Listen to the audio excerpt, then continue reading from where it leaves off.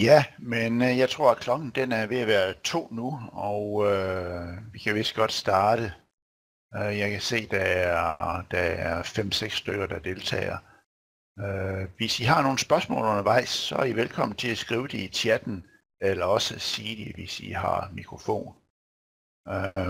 Men ellers så vil jeg starte nu. Før vi lige går i gang med betonplader 1, så vil jeg gennemgå lidt teori omkring programmet. Fordi det er ret vigtigt, at man forstår bare lidt af teorien, inden man bruger programmet, fordi det er jo altså et plastisk beregningsprogram, og ikke et elastisk beregningsprogram, som mange er vant til at bruge.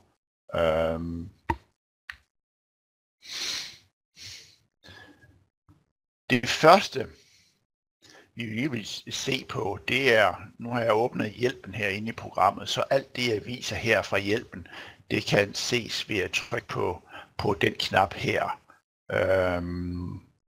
Så får man fat i hjælpen, og der står mange gode ting omkring programmet, hvordan man bruger det, og omkring hvordan den beregner osv. Så alt det, jeg gennemgår, jeg tager udgangspunkt i det, der står her i hjælpen, for at I også senere kan finde det. Men vi skal lige have klarlagt definitionerne på armeringsretningen. X-retningen, det er længderetningen, og Y-retningen, det er tværretningen. Og det gælder, hvad skal man sige, armeringen i X-retningen, det er længderetningen, og armeringen i Y-retningen, det er tværretningen.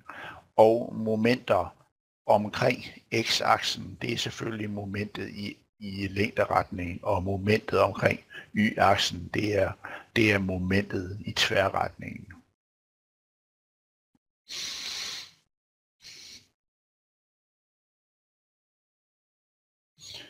Så tager vi fat i beregningsgrundlaget.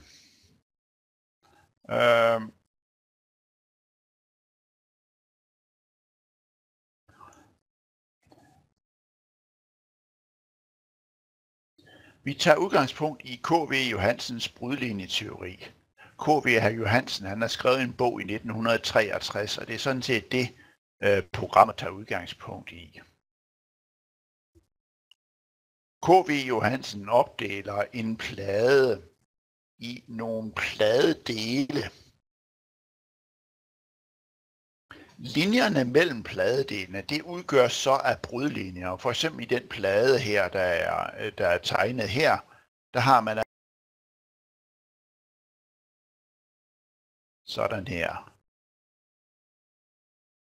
Der kan også være brudlinjer her langs kanten, det er der i det tilfælde her. Men ellers, langs de brudlinjer, der kan pladen sådan set deformere sig. Ellers, hvad man siger, inde i selve pladefelterne, der regner man med deformationerne, eller hvad man siger, som værende 0, eller meget små. Det vil sige, at man har nogle plastiske deformationer her i brudlinjerne. Man kan så have nogle negative brudlinjer og nogle positive brudlinjer. I det tilfælde er det et positivt brud, altså der er træk i undersiden. Det er langs de her, og man har så de negative herude langs kanten. Hele vejen rundt her. Hver pladedel, som sagt, har en drejningsakse, og drejningsaksen kan ligge frit. Men hvis pladedelen har en understøtning, så vil drejningsaksen altid gå igennem understøtningen. I det her tilfælde, der vil drejningsaksen ligge her, her og her og her. Så for den pladedel, der ligger den her, for den pladeled, der ligger den der. Hvis vi nu har en søjle, så vil drejningsaksen altid gå igennem søjlen. Men ellers kan man også have situationer, hvor drejningsaksen kan ligge frit.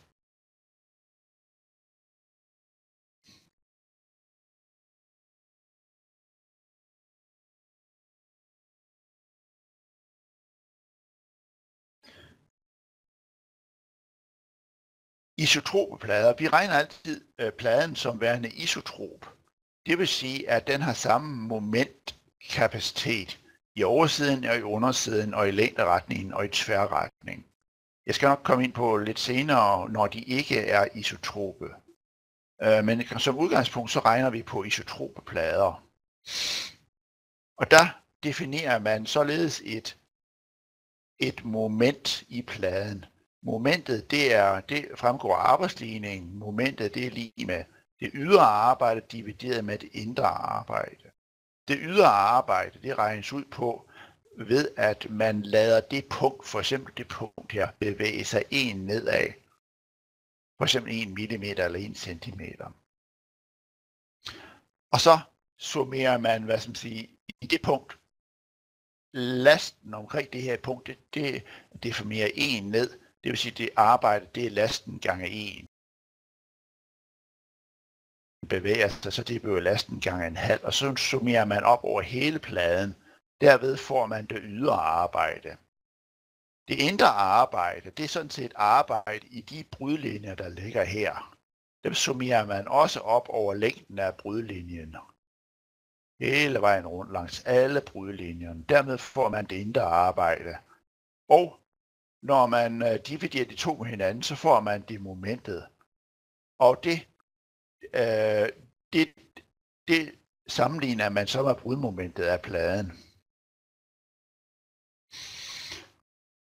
Det her, man så finder, det er så en øverværdiløsning. Det vil sige, at man skal jo faktisk undersøge alle mulige brudlinjer.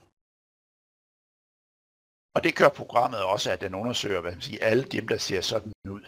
Men der kan jo sandsynligvis også være andre. Men der er dog sådan, at hvis man har fundet den rigtige brudlinje, og man ved, det er den brudlinje, der er gældende, så får man også et rimeligt resultat. Hvis man rammer den forkerte brudlinje, så får man altså et forkert resultat. Det skal man altså være opmærksom på.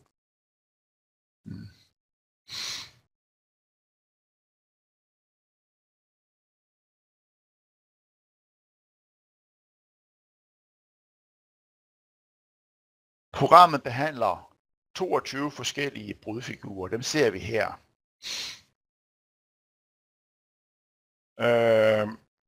Der er den 4-sidede understøtning. Der har vi ofte en kuvertformet brudlinje. 3-sidet understøttet, der har vi en Y-formet. Og hvis det er et ret aflangt plade, så får vi også et W-formet. Vi har en 2-sidet understøttet, hvor vi har et W og en enkelt linje som brudlinje. Og vi har 2-sidet husliggende, altså de 2 sider af husliggende. Der kan vi enten få sådan et slags V-formet, et nedlagt V. Et V, der ligger ned, eller også et rigtigt V. Eller også en enkelt linje.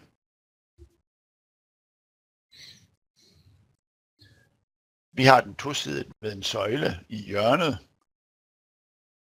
Og der har man så mulighed for der er den her, hvor man siger, det inderste, det tager ikke i brud, men man får en brudlinje her midt mellem i den frie del ude ved søjlen. Og man kan også have en Y-formet for en enkeltsidet understøttet formet eller en enkelt linje. Den enkelte linje vil jo typisk ligge herinde. En enkelt side med en søjle. Der kan vi have den der. Vi kan have, at der opstår et W-forme, der står... Nej, det er for 2 søjler. Der kan vi have et W mellem søjlerne, eller vi kan have sådan et Y-formet mellem søjlerne og understøtningen. Eller også kan vi bare have en enkelt linje. Så har vi lavet nogen for, sådan et paddehatdæk uden understøtninger. Der kan være afknækning her, eller også kan der være brud mellem søjlerne. Det er altså der kan vi have maks 4 søjler i sådan en situation der. Så har vi lavet noget for paddehatdæk med, med understøtninger.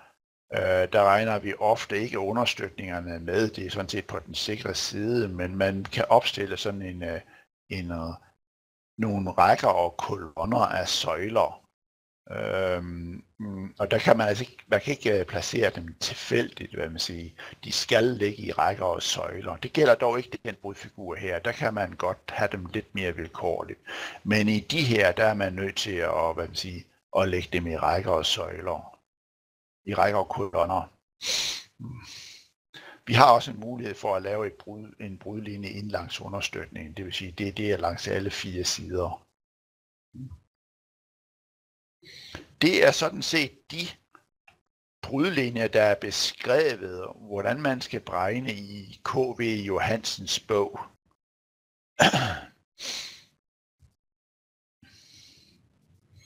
Så er der nogle ting. Huller i plader, den kan man faktisk også godt tegne op. Det kræver dog, at man, hvad skal man sige, undersøger for de samme brudlinjer, som man ville have gjort uden hul. Det kan man for eksempel gøre i det tilfælde der. Men i det tilfælde, hvor der er et meget stort hul, der kan man få lidt anderledes udseende brudlinjer end den rent kuvertformede. Her har man den kuvertformede. Her kan den se lidt anderledes ud end den kuvertformede. Og her har vi igen nogen, der ligner de kuvertformede. Her der kan vi se en brudlinje, der ikke passer til den kuvertformede. Den der passer til det kuvertformede. Og man kan have nogle, hvis der er mener omkring hullerne, og det tager programmet altså ikke hensyn til.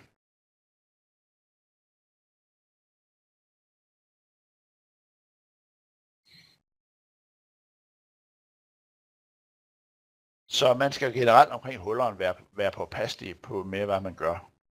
Fordi man kan få nogle lokale fænomener.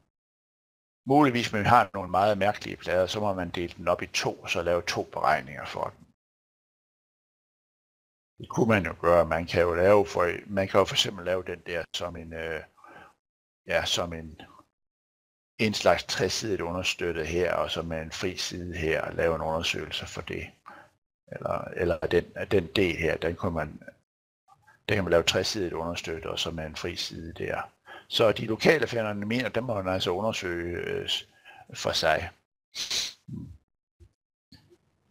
Vi kan også have nogle meget skæve plader, og der programmet vil ikke gå ind og undersøge det fuldt ud. Den vil jo have nogle brudlinjer, der er langs kanten her, men man kunne faktisk godt få en brudfigur, der ser sådan her ud. Den kan man godt undersøge i programmet, men så er man nødt til at lægge sin understøtning her og her, i stedet for her og her. Det samme gælder den her.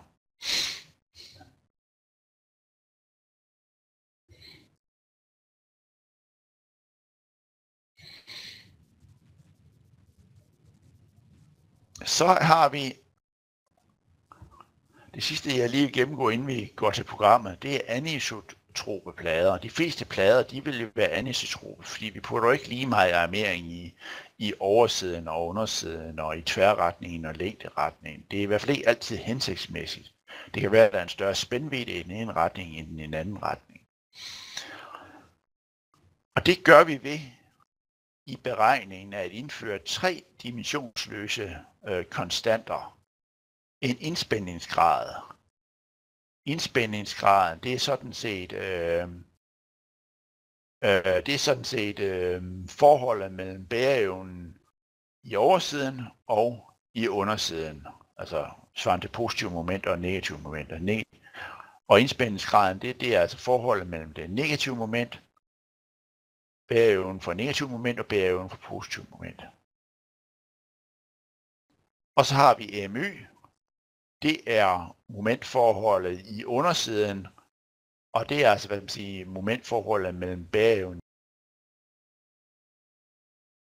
Og vi har også MY-mærke, det er så for oversiden. Og på den her måde bruger vi nemlig altid den der parameter. Det vil sige, at vi kan nemlig få det isoleret, så vi kun har den der plus de der 3 størrelser her. Og det vil sige, når vi har en vilkårlig brudlinje, hvor brudlinjen går med en vinkel alfa med x-aksen, så kan man regne bæreevnen ud på den her måde. For en positiv brudlinje, og for den her måde for en negativ brudlinje.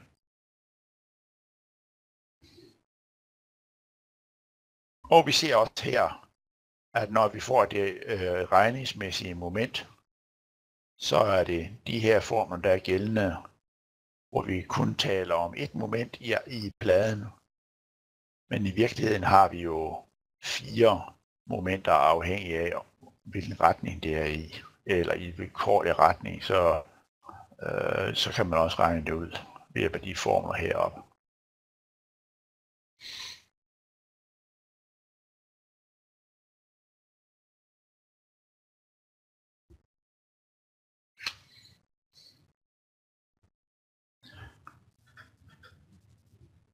Så er der hjørnekræfter generelt. Hvis vi nu kigger på de her brudfigurer her, så er det faktisk sådan, at nogle af de der brudfigurer her, det kræver, at når man har brud på den her måde, så kommer der en hjørnekraft herude i hjørnet, typisk. Dem skal man jo altså kunne, og i det her tilfælde, der bøjer hvad skal man sige, hjørnet opad.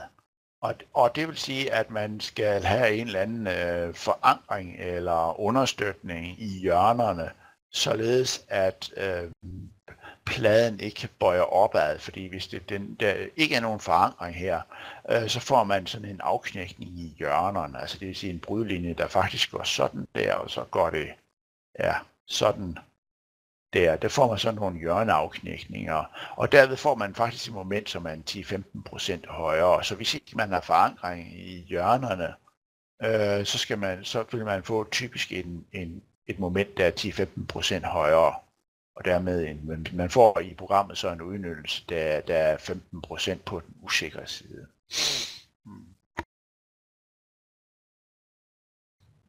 Men vi kan lige prøve at gennemgå et eksempel. Vi tager lige betonpladeprogrammet, det har vi her.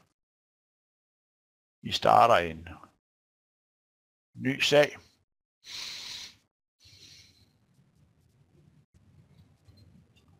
Det første vi gør, vi kigger på, jeg gennemgår lige hele programmet, vil man sige, for god ordens skyld, for dem der ikke er så erfarne med brug af programmet. Vi har her en valg af hvad man siger, projekteringsnormen. Vi kan vælge med de standard partialkoefficienter, eller vi kan vælge med nogle brugerdefinerede partialkoefficienter for beton. Og her har vi også mulighed for at vælge konsekvensklassen.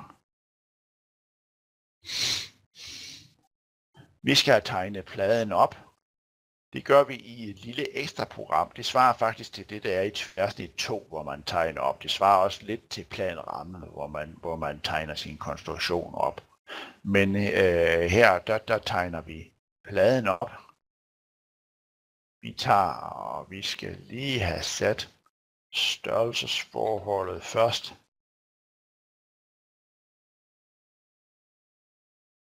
Vi kan se her, hvis man har en anden gridopsætning med masker, så kan man trykke her, og så, men vi beholder det der. Vi tegner en plade.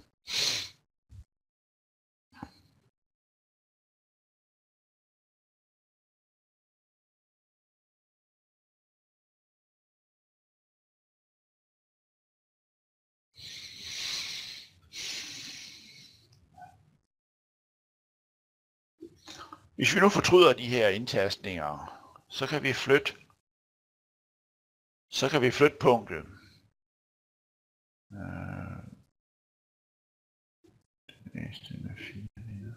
Ja. Det kunne være for eksempel de der 2 punkter. Dem vil vi gerne lige have flyttet nedad. Så ser vi minus 1000. OK. Og det var vist.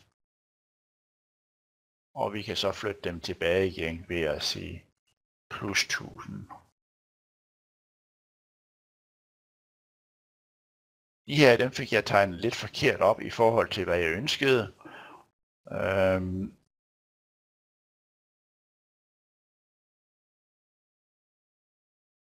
Millimeter ekstra.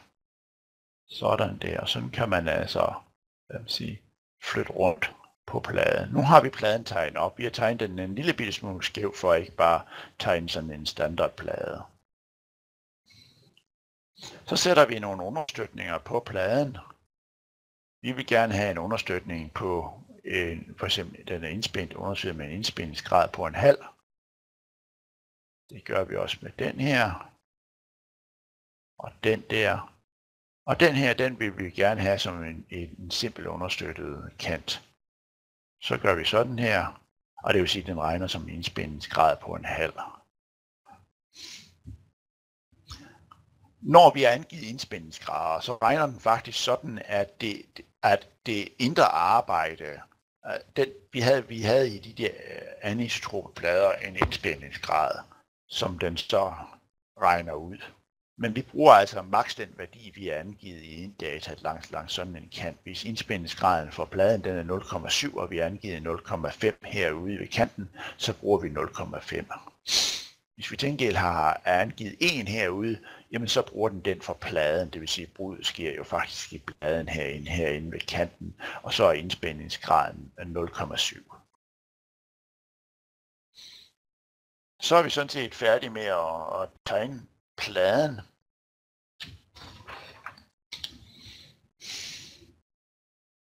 Og vi angiver sådan her. Vi skal have de her tværsnit for betonpladen. Vi opretter et tværsnit, vi kan kalde det tværsnit nummer 1, pladeprofil.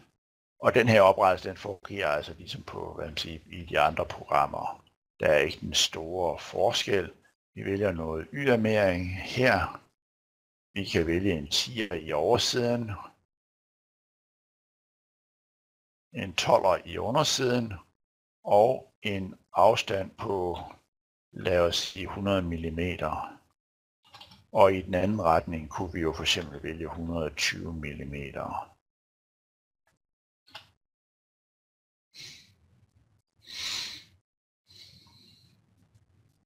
Og tingene omkring beton står her, men dem ændrer vi ikke på. Vi vælger den her plade. Vi kunne for eksempel i brand, hvis vi vil undersøge for brand, der kan vi se, at vi undersøger for 30 minutters brand og brand på oversiden og undersiden, og vi har et fremstillingsproces for armeringen. Der er ingen krav. Hvis vi nu havde nogen, så kunne vi sætte en af de der ind, således at vi forøgede bæreevnen. Laster. Vi opretter først nogle lastgrupper. G, det er for permanent last, og så en for nyttelast, og vi husker lige set, og det er kategori A, det er en bolig det her i det her tilfælde. Vi opretter nogle lastkombinationer. I anvendelse laver vi en i kvasipermanent, og det er egenvægten. Vi kan også godt tage nyttelasten med, men den er så 0,2 i den kvasipermanente situation. Og vi kan have en maks deformation på 20 mm i brud. Der er det 610B. Vi tager ulykke. Der kan vi oprette en i brand. Vi skal lige huske at ændre den her til brand. Sådan der.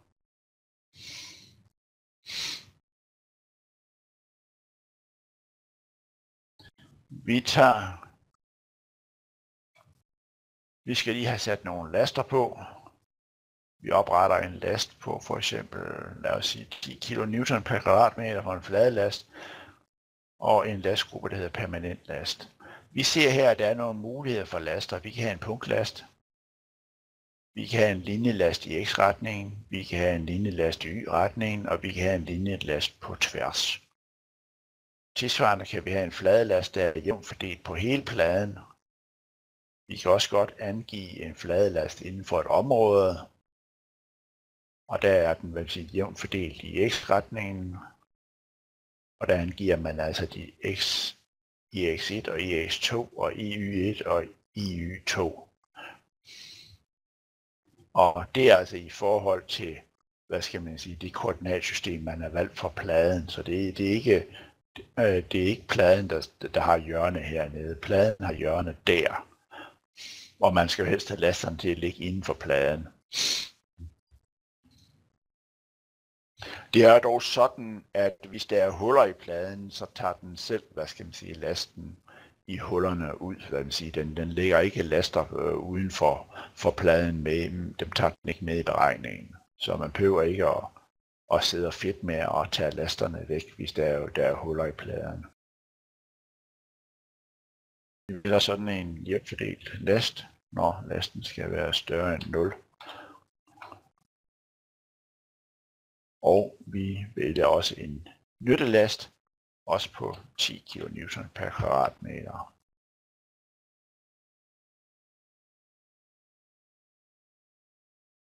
Brudlinjer. Der skal vi vælge, hvilken brudlinje i de her tilfælde. Programmet gør det, at den går ind og kigger på, hvad det er for en plade, vi har. Og når jeg trykker opret, så får vi kun mulighed for at vælge en kuvertforme. Den har ikke andre brudlinjer. Og jeg vil lige sige, det glemte jeg lige at sige før, at de der 22 brudlinjer, det er altså dem, brudlinjeformer, det er altså dem, der er beskrevet i K.V. Johansens bog. Vi har ikke taget andre med, udover dem, han er dokumenteret.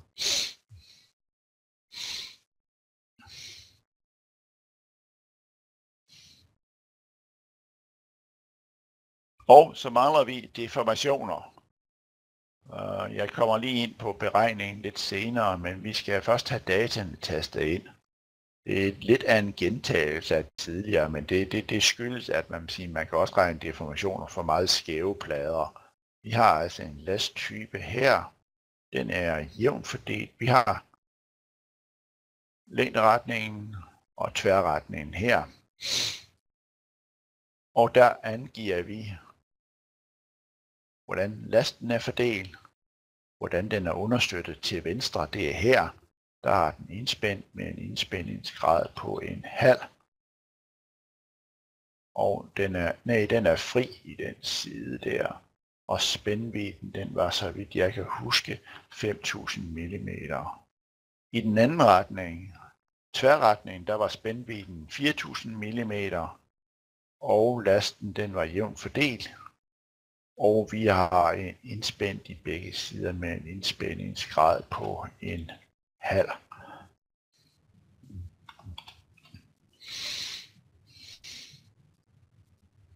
OK. Så er vi sådan set parat til at regne.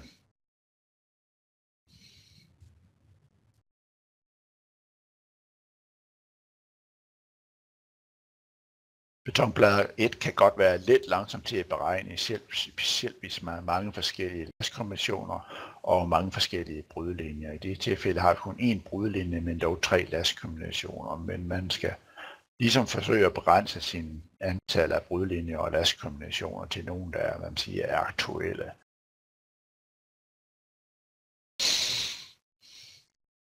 Vi skal lige ind og læse, hvad det er, den gør omkring den brudlinje, der står her. Vi har valgt den brudlinje her, og vi får oplyst, at der er 4 hjørnekræfter oparbejdet, som skal fastholdes forankres for at undgå vipper her i hjørnerne, og deformationerne udregnes som den mindste af 2 deformationer udregnet på baggrund af de positive momenter. Det skal vi bruge senere.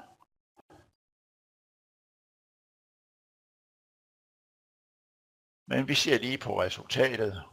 Først i brud. Vi har brudfiguren tegnet her.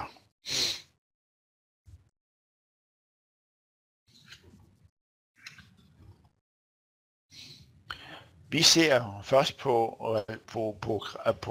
resultaterne her. Der er nogle hjørnekræfter, der står her. Det er de kræfter, der virker i hjørnerne A, B, C og D. Og det vil sige, det er dem, vi skal forankre for.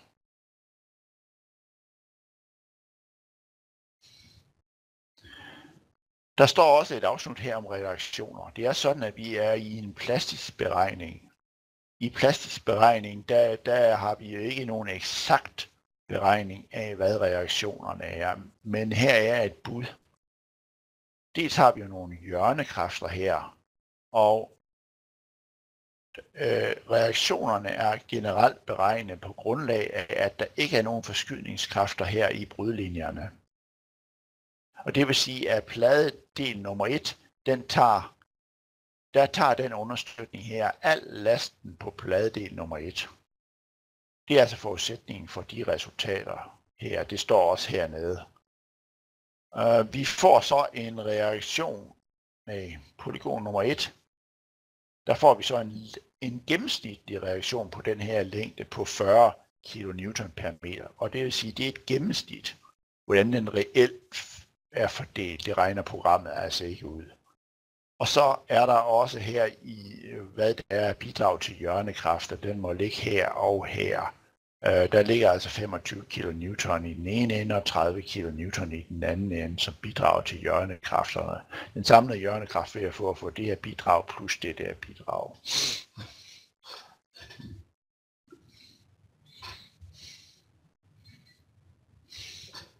Så er der selve hovedresultatet, det er momentet. Vi får altså et forhold mellem det indre og det ydre arbejde på løbende meter. Det ser vi her, det er længderetningen, positiv moment i længderetningen, det er det, der giver de 16. I de andre retninger af positiv tværretning, der har vi så nogle andre momenter. Og vi ser, at bæreevnen her i længderetningen, der er den 63, så det vil sige, at pladen den kan sagtens holde. Og det, der er det smarte ved her, selvom vi betragter 4 forskellige retninger, så får vi faktisk den samme udnyttelse. Og det er faktisk en kontrol af, at vi har regnet rigtigt. Den skulle helst give det samme moment i alle 4 retninger, og de samme brudmoment i alle 4 retninger, når vi vel og mærke korrigerer for de der momentforhold og indspændingsgrad. Vi kan se her, at vi har en indspændingsgrad på 0,77. Vi har nogle momentforhold på 1,1, omkring 1,2, både i oversiden og i undersiden.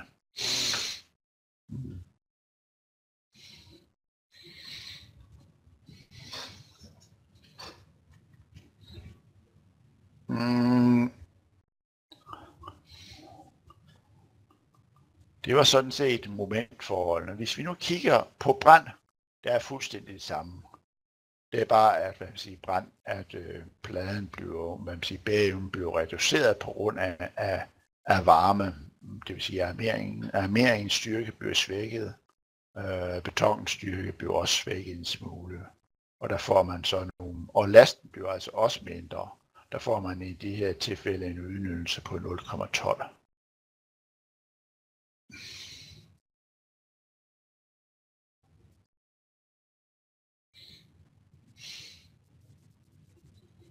Anvendelse, det er lidt anderledes.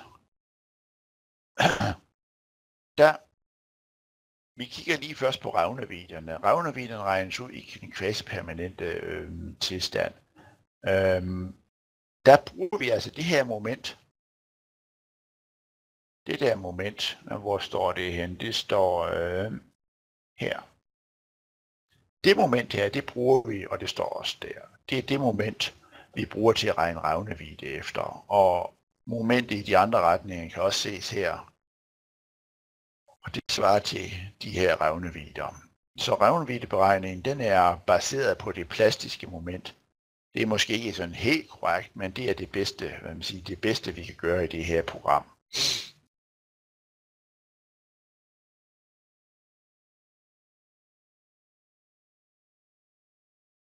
Listen for deformationerne. Der er beregning af deformationerne. I hver retning, i de 4, for de 4 momenter vi har, der regner vi en udbøjning ud, der er lige med, udbøjningen den er lige med En spændvidde, det er den, vi har angivet under deformationer. I anden, så er der en systemfaktor, det er noget med understøtningsforhold. Der står godt nok, at den er indtastet. Det er den så ikke. Den er faktisk beregnet ud fra de understøtningsforhold, vi har angivet. EC, det er så betonens effektive E-modul, og sigma C, det er så spændingen, som er beregnet ud fra momentet. Og X, det er trykzonehøjden. Og på den måde, der kan vi regne udbøjning ud i de 4 retninger, vi har. Og dem har vi så her. 26 mm og 3 mm for positiv. Vi har i det her tilfælde ikke nogen deformation for negativ moment. Og så kan vi se herover, der har vi de 22 brudfigurer. Der er der K.V. Johansen i hans bog har angivet, at deformationen kan udregnes som de mindste af de 2 deformationer udregnet på baggrund af de positive momenter. Det vil sige, at deformationen svarer til det mindste af de 2 tal her. Altså 4 mm. Og de står derovre. Der skal dog lige siges, at det her det er jo altså kun en overslagsmæssig deformation. Det er jo ikke beregnet ud fra en elastisk beregning. Det er altså udberegnet ud fra en plastisk beregning. Men det er, hvad K.V. Johansen han sådan set siger om det. Jeg ved ikke om, nu er jo gået lidt tid, om I har nogle spørgsmål til det her, så er I velkommen til at stille dem.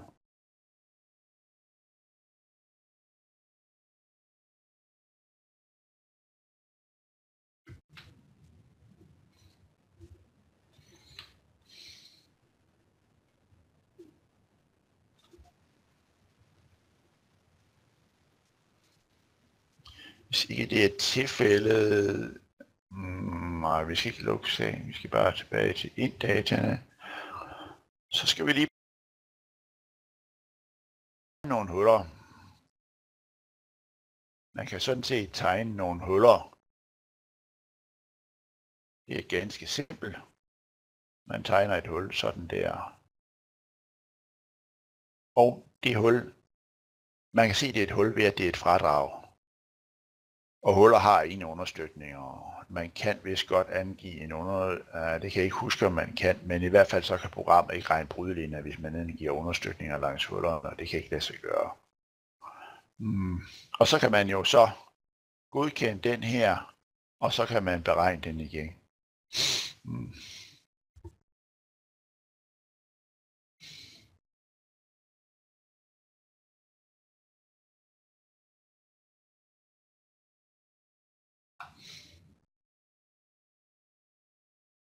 Yes, og så har vi et resultat igen. Og vi kan se på og forkert. Sådan ligger brudfiguren, og den tegner altså en brudfigur svarende til den kuvertformede. Man kunne måske få en lidt anden brudfigur, men den kommer over alle omstændigheder. Den vil ligne lidt den kuvertformede. Hvis vi nu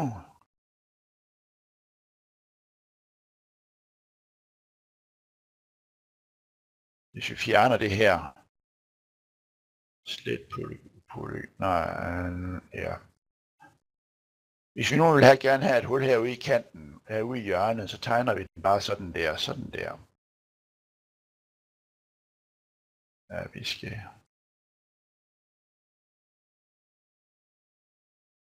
Yes, så får vi et hul herude i kanten. Vi kan se her, at den faktisk regnes som om den er understøttet. Det vil sige, at der er noget ydre arbejde herude langs den kant. Herude er den sådan set god nok, men i virkeligheden så burde man tegne den linje op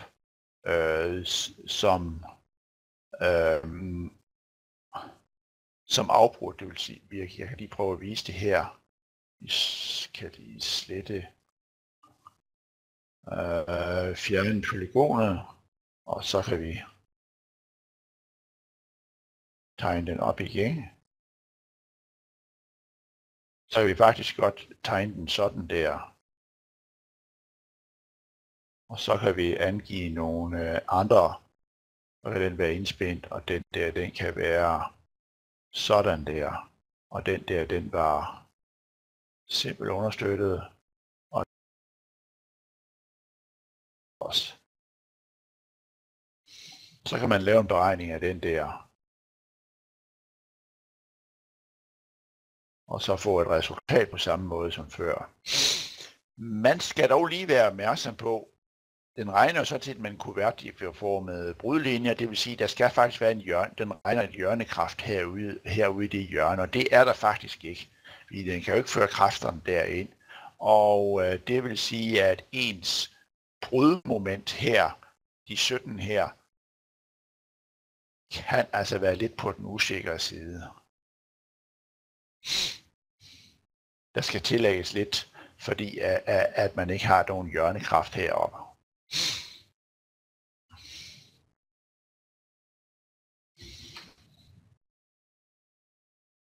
Jeg vil lige gå, hvis ikke, jeg ved ikke, om der er nogle spørgsmål til det her.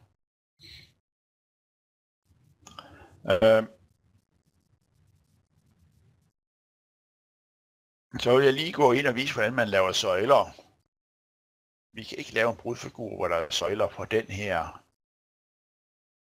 Vi er nødt til lige at have fjernet polygonen. Det gør vi sådan der.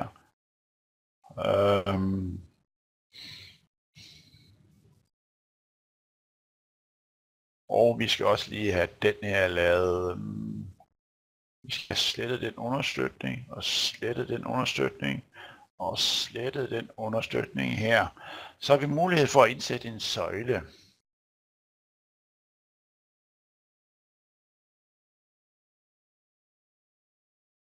Vi kan også gøre sådan der, og så kan vi sige, at vi vil gerne have en søjle i det punkt der. Så foreslår den selv en placering. Vi kan angive nogle dimensioner. Det kunne for eksempel være, at den havde en bredde på 100 gange 100 mm.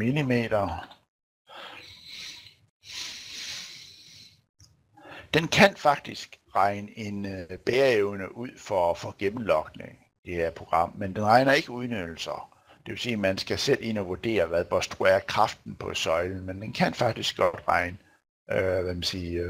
og her er der nogle værdier for gennemlogning, og dem kan man få her under hjælp. Hvis man slår op under hjælp, så sådan en beta, det er, hvor den ligger i forhold til hjørne. I det her tilfælde kan vi se, at der skal indtastes 1,5.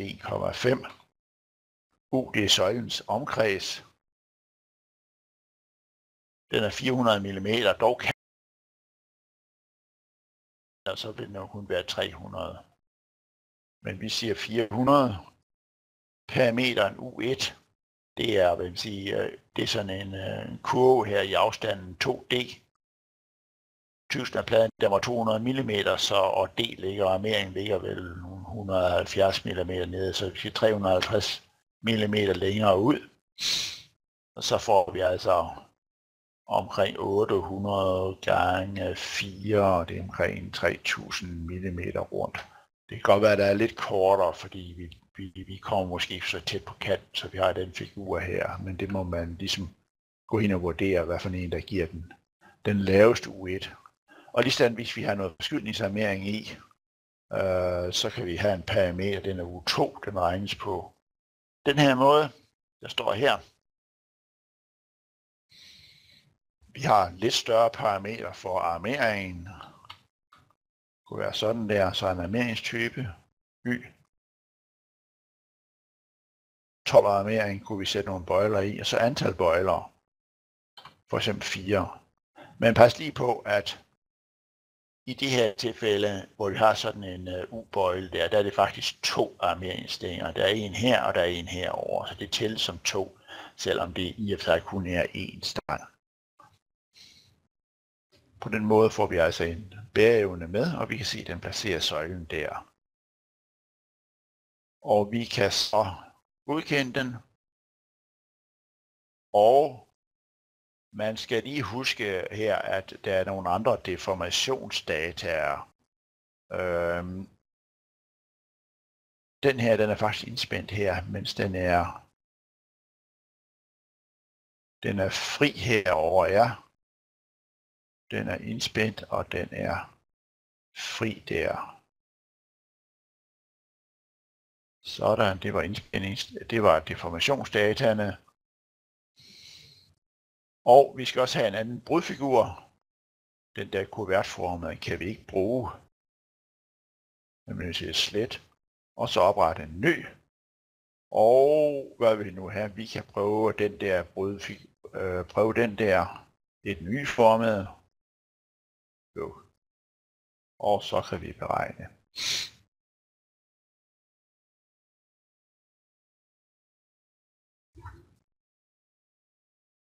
Nå, ja, okay. Ja, det var lige, jeg glemte lige at vise hjælpen til, hvad man siger, til det her med nej. Spørgsmål. Vi tager lige beregningen her af det her.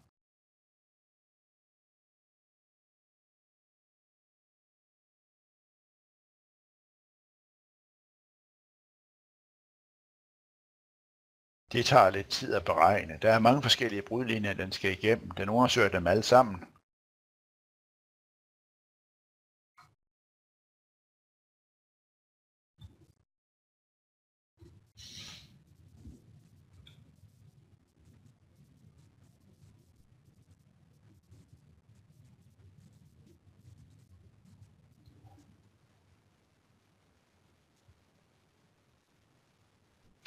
Yes.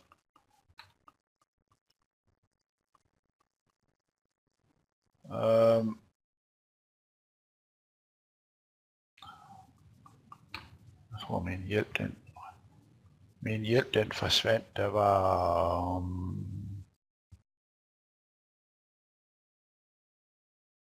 nå. Godt. Vi ser her beregningen. Udnyttelse 0,45, og vi har en brudlinje, der ligger der.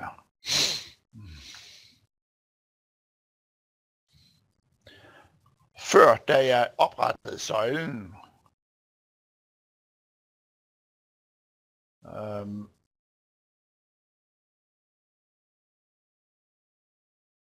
søjlen, den har vi her, og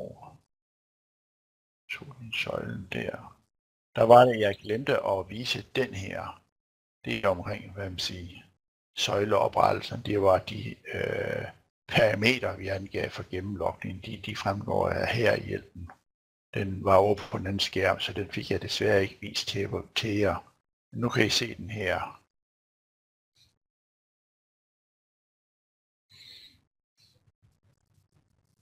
Den flytter jeg lige over på min anden skærm igen. Vi annullerer lige den oprettelse her. Det var sådan set et andet eksempel. Jeg ved ikke, om I har nogle spørgsmål.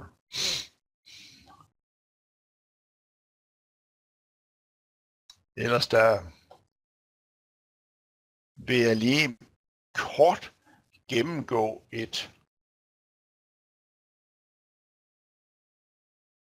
det sidste eksempel. Det er kun, hvordan man opretter hvad man siger, brudlinjerne, hvis man har en paddehat. Og sletter polygonet helt. Vi tegner en ny.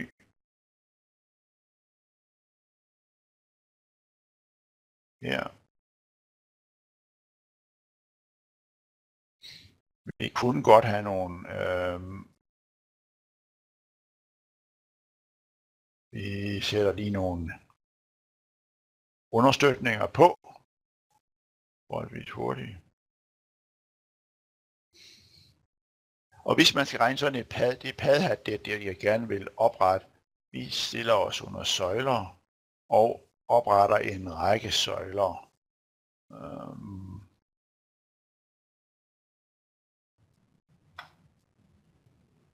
Her har vi en søjle.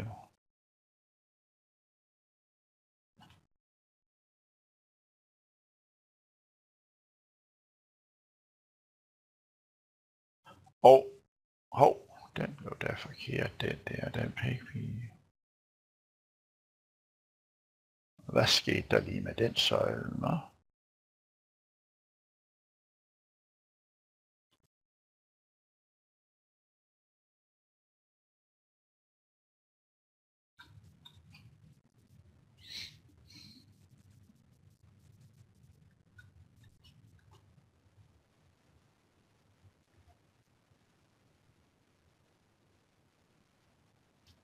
Den skulle være 100 mm.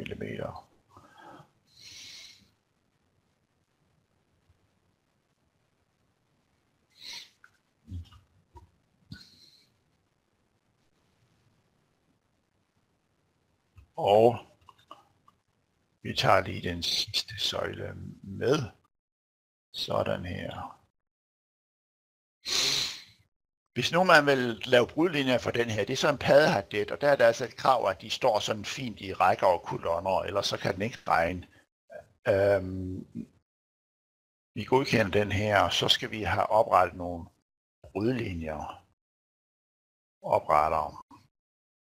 Der er sådan set nogle muligheder. Vi kan have et kvadratisk brud, det er sådan et her. Vi kan have et mellem rækkerne, lodret, og eller også vandret, eller også mod kanten.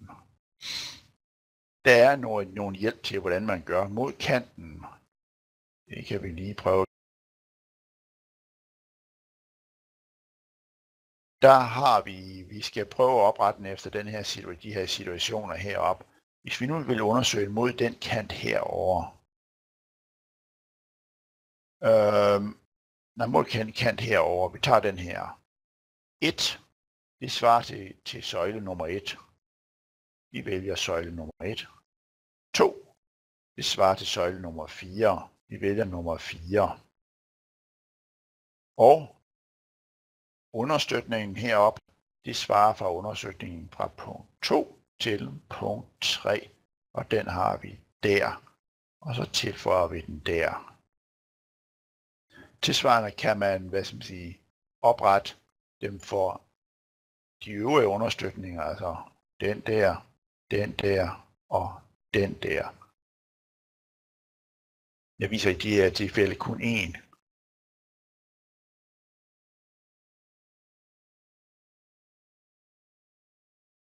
Jackie spørger, hvordan man fik den her menu frem. Det gør man simpelthen ved at trykke på opret. Det gør man herinde i brudlinjeoversigten og trykker opret. Vi kan også godt tage en anden en. Vi kan tage sådan en her. Vi vil gerne undersøge den der. Det er formentlig den mest kritiske, fordi at der er større afstand her, end det er her. Vi prøver at oprette den. OK. Så får vi den her frem. I det her tilfælde, der skal vi først tage søjle nummer 1. Det svarer til 5'eren heroppe. Vi tager 5'eren. Nummer 2. Det svarer til nummer 1. Nummer 3 svarer til nummer 4. Og nummer 4 hernede, det svarer til 8'eren. Sådan der. Og så tilføjer vi den her. Man kan faktisk også autogenerere dem her. Og så prøver programmet at finde ud af, hvilke muligheder det er. Og der kan vi se her, at den har autogenereret en. Den svarer faktisk til den samme, som jeg har indtastet. Men ved autogenerering, der skal man altså lige tjekke dem, inden man siger OK. Den er ikke 100% autogen, at man siger. Ikke 100% rigtig, men det kan komme med nogle forslag. Vi fjerner lige en af de her to, fordi de var ens. OK.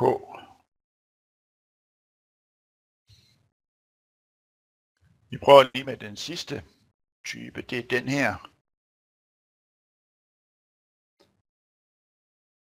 OK. Der vil vi prøve at undersøge den her, altså sådan en brud mellem 3, 4, 7 og 8. Der er 3'eren, 1'eren svarer til 3'eren, 2'eren svarer til 4'eren, 3'eren herover svarer til 8'eren, og 4'eren her svarer til 7'eren. Sådan. OK. Og OK. Vi skal lige have slettet den der fra tidligere. Jeg ved ikke, om vi skal prøve at lave en beregning. Det tager lidt tid for de her, og jeg kunne godt have mistanke om, at den der tager meget lang tid at beregne. Den her, den tager ofte lang tid at beregne, så jeg sletter den lige. Så kan vi lige se, om så har vi fået oprettet. Nu har jeg ikke indtastet nogen deformationsdata, de passer slet ikke. Lastkombinationer, den kunne vi godt slette den her, så vi får luk. Og så kan vi jo prøve at beregne. Ja, den kom faktisk ret hurtigt med resultatet. I brud. Det blev en meget lille udnyttelse. Der er de to, hvad man siger, brudfigurer. Den ligger, der er heller ikke meget spændvidde der. Og nummer 2, der får vi så forhåbentlig en større udnyttelse. Den blev da selvfølgelig noget større, men heller ikke sådan specielt stor.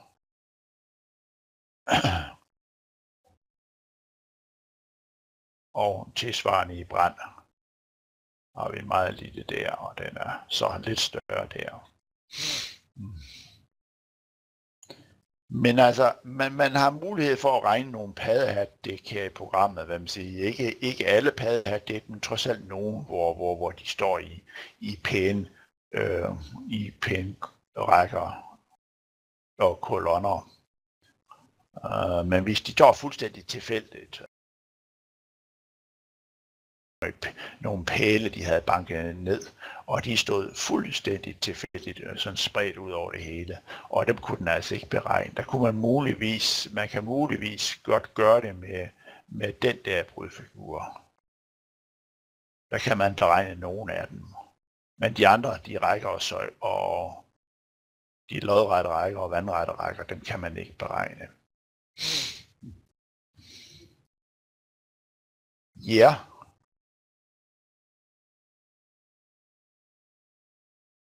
Jeg ved ikke, om der er nogen, der har nogle spørgsmål, fordi ellers så er jeg sådan set ved at være færdig med gennemgangen her. I hvert fald det, jeg havde planlagt.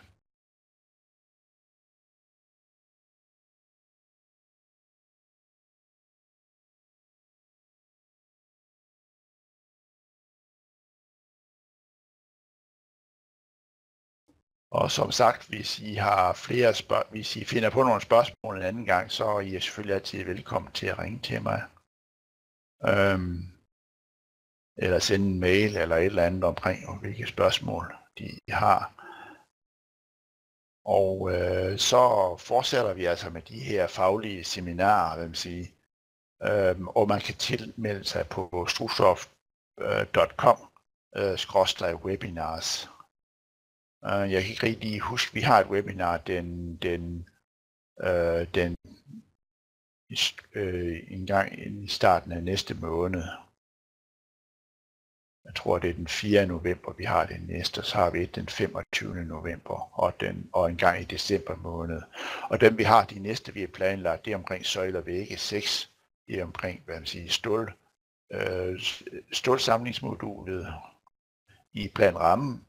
Og så har vi også noget om, hvad man siger, definition af fri søjlelængder og kipningslængder i planrammen. Hvordan man gør det både i træ, stål og beton. De kommer senere, de der webinarer. Og har I nogle andre forslag til nogle andre programmer, vi skal gennemgå, så gør vi gerne det.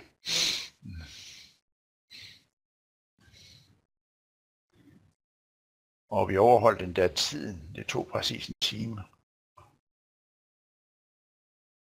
Ja, men hvis ikke der er nogen spørgsmål, så vil jeg sige tak for i dag, og jeg håber, I kommer igen og hører nogle af vores andre webinarer.